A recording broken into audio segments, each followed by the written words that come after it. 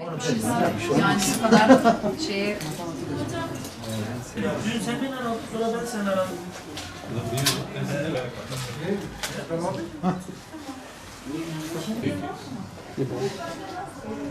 Kaç 15 tane değerli yemeklerini her bir açıklama yapacağız. Bugün 8. sınıfa Malatya'da 13.000 tane dağıtılacak. Çay, pamuk verelim.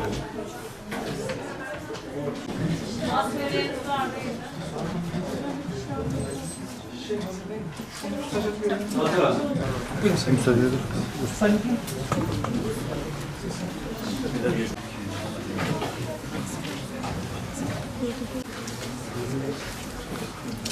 Sayın Valim, Sayın Milli Eğitim Müdürü.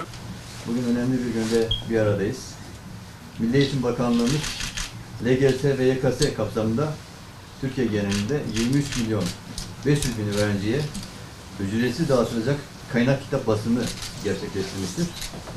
Malatya'mızda da bugün itibariyle 8. sınıf öğrencilerimize LGS kapsamında 12.483 kaynak kitap dağıtımına başlanacaktır. Toplamda da ilimizde 216.000 adet kitap gelmiştir. Sayın Valimiz bugün okulumuza kitap dağıtımının ilk adımını yapacağız. Başarı rehberim kapsamında başlattığımız bu proje önemli bir şey. Geçen sene Sayın Valimizin talimatıyla biz Malatya'daki bu proje olmadan önce tüm 8. sınıf öğrencilerimize kaynak kitap basmıştık Yunus Emre Mesleki Eğitim listemizde. Bu sene de Milli Eğitim Bakanlığı bunu ücretsiz olarak dağıttı.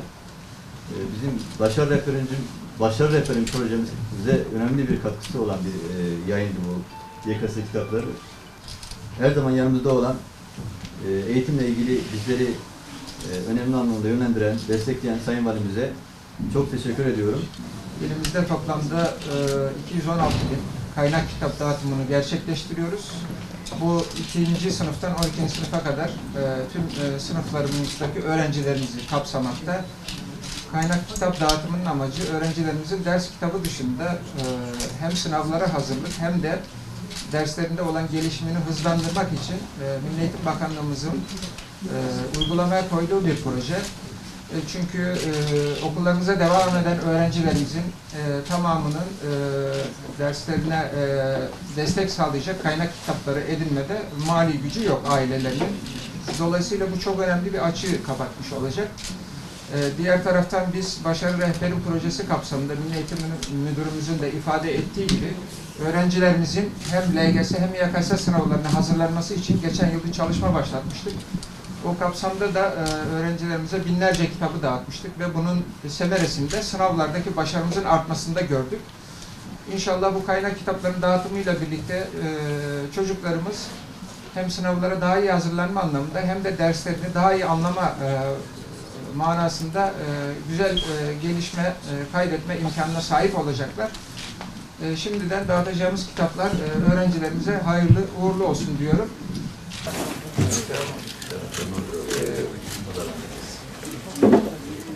Çok teşekkür ediyorum. Şöyle.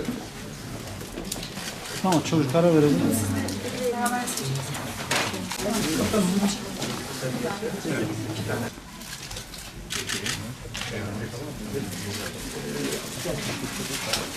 İsim ne? Ahmet. Ahmet de 8. sınıf öğrencisi. Aynı şekilde Ahmet'e de aynı dileklerimizi paylaşıyoruz. Hedef ne? Ahmet? Fen Lisesi. Ahmet'in hedefinde de inşallah Malatya Fen Lisesi'ne arzu ettiği şekilde girer. Evet. Başarılar diliyorum.